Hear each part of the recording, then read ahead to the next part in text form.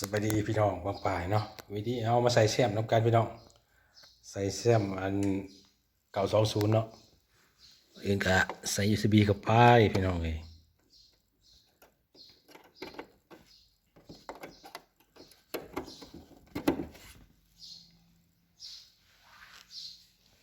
ติดต่อแล้วเนาะ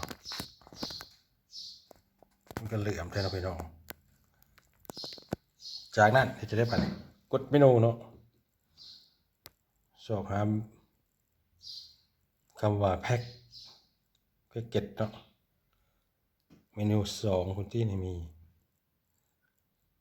อยู่ใช่เลยพี่น้อง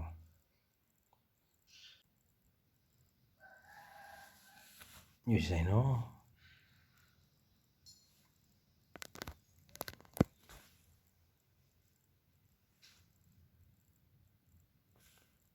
โอ้อยู่สิ expansion เนาะ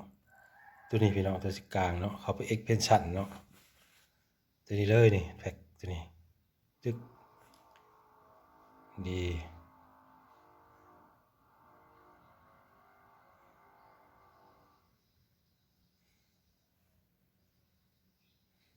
2027นี่เนาะพี่น้องจึก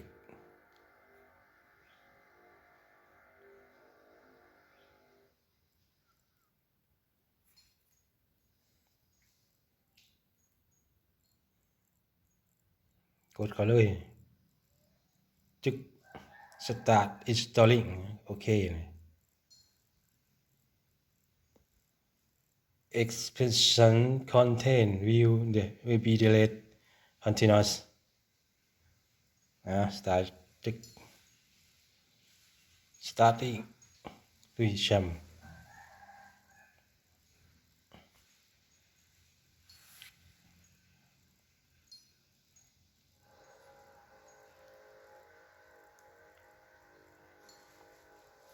ก็สถานการอัปโหลดเนาะพี่น้องว่าเนี่ยโดนแน่บ่เนี่ยจะโมงผมจัก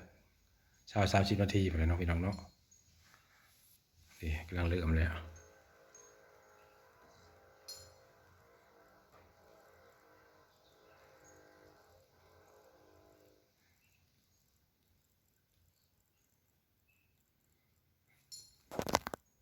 นี่ออกมาเริ่มแล้วพี่น้องนี่เนาะ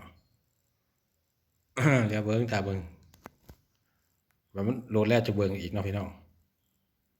มันใกล้สิแล้วจึงจะให้เบิ้งอีกตัวนี้มาไกลเติมแล้วเนาะอีกแค่น้อยพี่น้องโอ้โดนเติมได้แหละเป็น30 นาทีอยู่ได้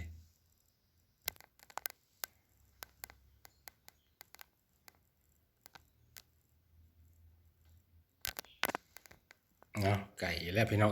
บ่โดนเนาะบ่โดนก็สำเร็จ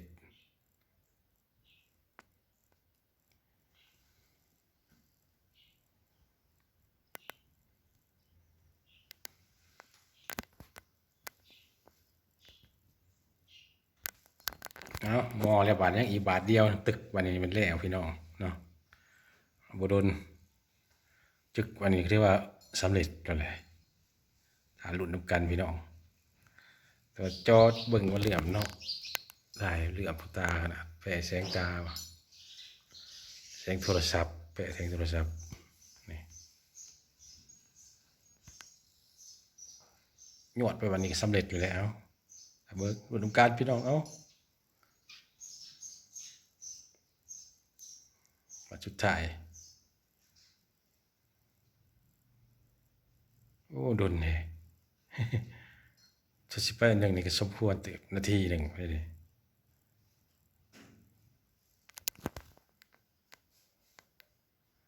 ไปทอด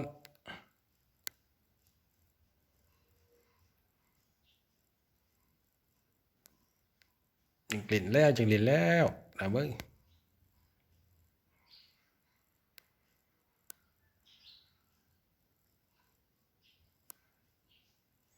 เปิดตังเฮงลี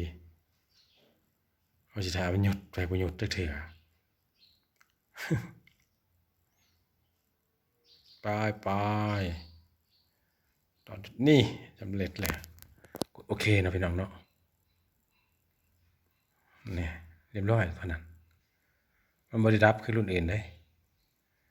อื่นนั่นน่ะมันสิดับเนาะพี่น้องตับอะไรเปิดใหม่เนาะ ตัวนี้บ่ดับ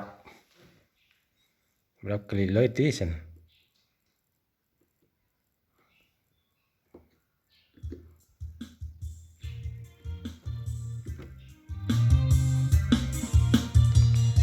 ฟังใส่จังหวะเอากันดูก่อนนะฟังเสียงกลองเนาะ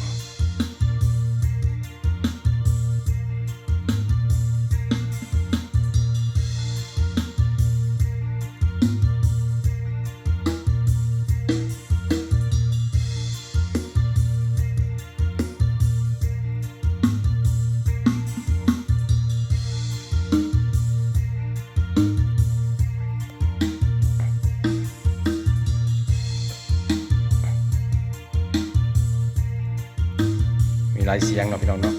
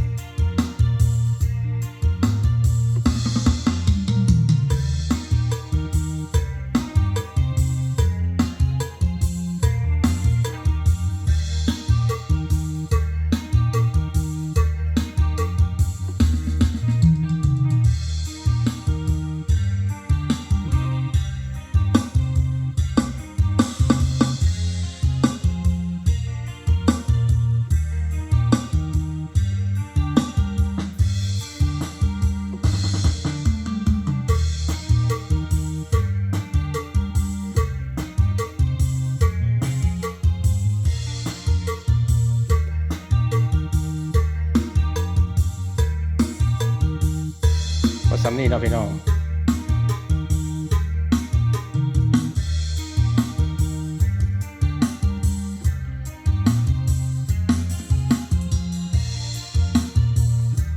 นะ